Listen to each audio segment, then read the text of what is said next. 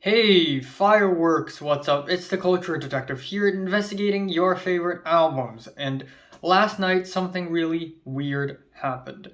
But today, I'm going to be doing an album review on the new Heize album, Undo. I did this intro like 4 times already.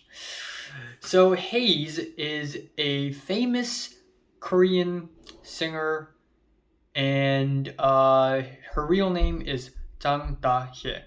I'm sorry if I mispronounced it. And if you forcefully say her name in Korean, it would be Heize. Now, I'm not super familiar with her work, but if you've been paying attention to my YouTube channel, you know that a year ago I did a big video where I basically react to a bunch of Korean music, to a bunch of Korean artists that I've never heard before. And one of the artists is Heize, and I reacted to the song You Clouds Rain, which I thought was fine. It's a fine, chilled piece of Korean pop music, nothing all that great, nothing all that fancy. That is until about a couple months ago or a few weeks ago when I somehow got recommended this video on YouTube. A music video for And July, which is basically Heize and Dean coming together making a song. And that song, ladies and gentlemen, is a banger. And July is such a catchy ass song. I kept listening to it on repeat. I listened to it a lot, and now it is probably one of my most listened songs of the year. So Heize suddenly, randomly decided to drop a new album that is Undo. And let's talk about it. So we have the album opener, aka the title track Undo. It is a really dramatic album opener with lyrics about throwing love away. I don't love anymore. I don't need that anymore. And even though it is really dramatic, at the same time it has a groovy bass, snappy beats, and a really, really catchy chorus. I don't care, baby, I don't care. It's just a really strong album opener. Then we have the next track, Sad Ending, which is a relaxing, mid-paced guitar pop song with a slight Latin flavor in it. Yeah, it's a little mid-paced. It is not that exciting of a track, but still, it's fine. It's a pleasant listen. That is followed with I Don't Lie, which treads more into alternative R&B territory with a sequenced beat, smooth pianos, and a deadpan guest rap feature, which normally I would not like at all, but in this track, it sounds kinda nice. So, pretty strong first 3 tracks, not gonna lie. But, if you have noticed a pattern in this album, you would realize why the first 3 tracks are the only 3 tracks that I truly enjoy on this album. Because this album gets slower and slower. It gets quieter and quieter as every track moves on. So again, the album opener is a really dramatic, groovy, catchy opener. But as the album progresses, the tracks get slower and quieter.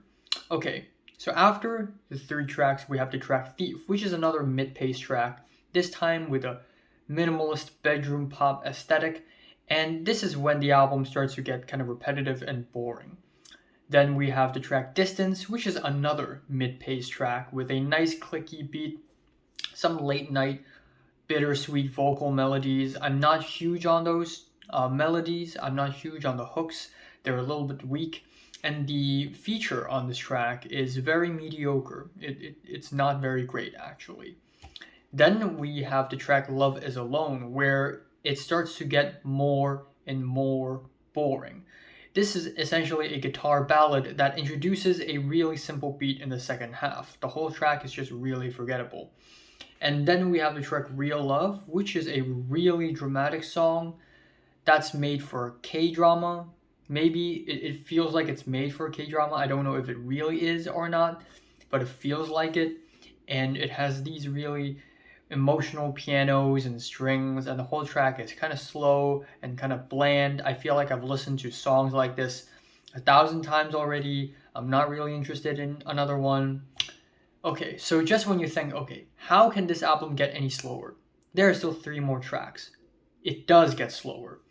Next up, we have the track Supercar, which is another guitar piano ballad, and it just sounds kind of like if Taylor Swift had gone K-pop. So again, nothing all that groundbreaking, nothing all that original, kind of bland. Then we have the track Traveler, which is an even quieter, even slower track with a dreamy backing instrumental, finger snaps, and plucky strings. I like the instrumentals. I think they're kind of magical in a way, but at the end of the day, the whole track, especially with how it's placed, it's just forgettable. And then we still have one more track to go, and that is About Time. And just when you ask yourself, okay, she had done ballads, she had done very quiet, minimalistic tracks, how can this track be even quieter? Remove the vocals.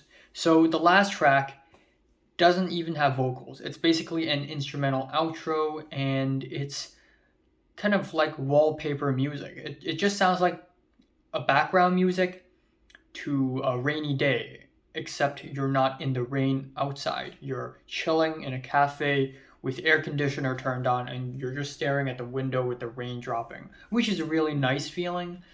But as an album ending, it just doesn't really last a strong impact at all. So yeah, overall, this new Heize album is a bit of a letdown, especially as the album progresses. When I went to rate your music and I saw the average rating at like 2.7, so I'm like, okay, it can't be that mediocre, right? And I first listened to the album and I'm like, damn, this catchy, I like it, damn, yeah. But as the album goes on, it just gets more and more boring and less interesting. So unfortunately, the new Heize album, Undo, is not a very strong one at that. My favorite track here is the album opener, and my least favorite is the album ending.